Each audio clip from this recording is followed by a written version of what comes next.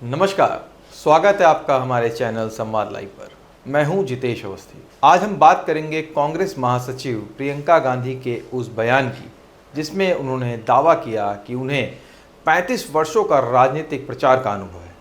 यह बयान उन्होंने केरल की वायनाड लोकसभा सीट के उपचुनाव के लिए नामांकन दाखिल करने से पहले दिया, जो भारतीय जनता पार्टी की उम्मीदवार नव्या हरिदास की चुनौती के बाद सामने आया है। नव्या ने प्रियंका गांधी को अनुभवहीन और बाहरी बताकर चुनावी समर में तीखा सवाल खड़ा कर दिया था। आइए जानते हैं इस पूरे घटनाक्रम को विस्तार से। कांग्रेस नेता प्रियंका गांधी ने वायनाड लोकसभा सीट के लिए उपचुनाव के लिए 13 नवंबर को होने वाले मतदान से पहले 23 अक्टूबर 2024 को अपना नामांकन दाखिल किया।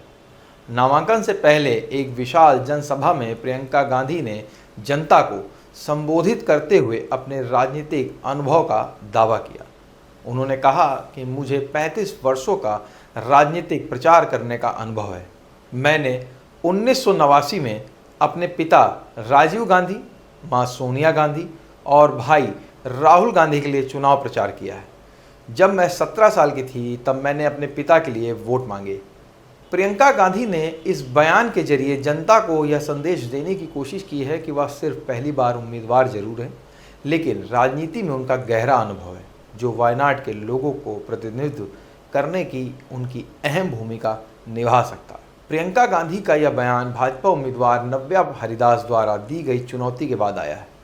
नव्या, जो भाजपा महिला मोर्चा की राज्य महासचिव हैं और पेशे से सॉफ्टवेयर इंजीनियर हैं, नव्या ने प्रियंका को अनुभवहीन बताते हुए कहा कि प्रियंका पहली बार चुनाव लड़ रही हैं, जबकि वह खुद चौथी बार चुनाव मैदान में उतर रही हैं। नव्या ने यह भी दावा किया कि उन्होंने पार्षद के तौर पर 2 बार जीत हासिल की है और वह भाजपा को वायनाड में तीसरे स्थान से पहले स्थान पर ले आ सकती हैं। उन्होंने खुद को जमीनी स्तर की नेता बताते हुए कहा कि वह बूथ से लेकर मंडल स्तर तक काम कर चुकी हैं और लोगों के साथ घुली मिली हुई हैं। नव्या हरिदास ने प्रियंका गांधी को एक बाहरी और नई नवेली नेता के रूप में चित्रित करने की कोशिश की, जबकि प्रियंका ने अपने वर्षों के राजनीतिक अनुभव को सामने रखकर खुद को बेहतर और अनुभवी उम्मीदवार बताया।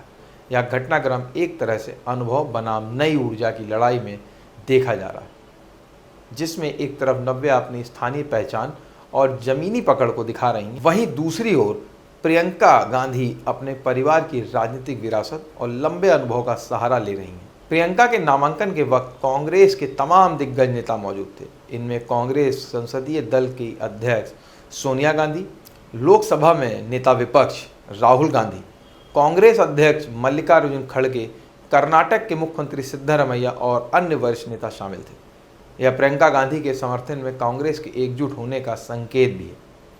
उनके लिए यह चुनाव न सिर्फ वायनाड की सीट के लिए बल्कि कांग्रेस के लिए एक महत्वपूर्ण चुनौती है, जिसे लेकर पार्टी ने अपना पूरा दमखम झोंक दिया है।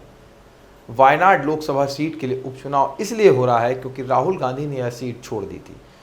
राहुल ने 2024 के लोकसभा चुनाव में 2 सीटों पर चुनाव लड़ा था। राहुल गांधी वायनाड और रायबरेली दोनों से चुनाव जीते थे। इसके बाद उन्होंने वायनाड से इस्तीफा देकर रायबरेली में अपनी सीट को चुना। इस सीट पर अब कांग्रेस की प्रतिष्ठा दांव पर लगी है और प्रियंका गांधी को पार्टी ने इस सीट से मैदान में उतारा है। इस उपचुनाव में प्रियंका गांधी का मुकाबला न सिर्फ भाजपा की नव्या हरिदास से है, बल्कि वामपंथी दलों के एलडीएफ उम्मीदवार सत्यन मोकेरी भी एक मजबूत दावेदार है। ऐसे में यह चुनाव प्रियंका गांधी के लिए बड़ी चुनौती साबित हो सकता है। प्रियंका गांधी और नव्या हरिदास के बीच यह लड़ाई केवल 2 उम्मीदवारों की नहीं, बल्कि यह कांग्रेस और भाजपा के बीच की टक्कर का भी प्रतीक है। जहां नव्या हरिदास अपनी स्थानीय पहचान और अनुभव का दम भर रही हैं, वहीं प्रियंका गांधी अपने राजनीतिक प्रचार के 35 वर्षों के अनुभव के साथ मैदान में।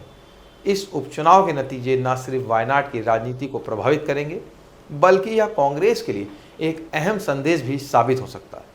वह अपने परिवार के भरोसे किस तरह से अपनी सियासी जमीन बचा पाएंगी। तो दोस्तों, यह था वायनाड उपचुनाव का पूरा विश्लेषण। अगर आपको यह वीडियो पसंद आया हो तो इसे लाइक करें, शेयर करें और चैनल को सब्सक्राइब नहीं किया है तो आज ही करें। मिलेंगे एक नई वीडियो के साथ। नमस्कार।